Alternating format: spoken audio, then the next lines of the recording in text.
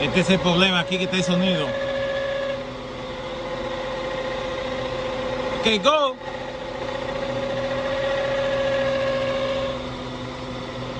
Este es un sonido que tiene el carro que a veces suena y a veces no.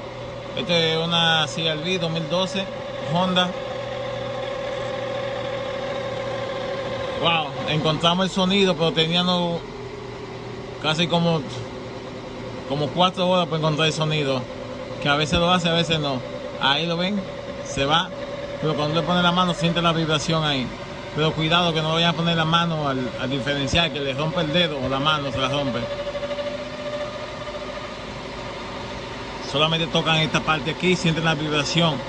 Pero no vayan a tocar acá ni ahí, que eso les rompe la mano, ¿ok?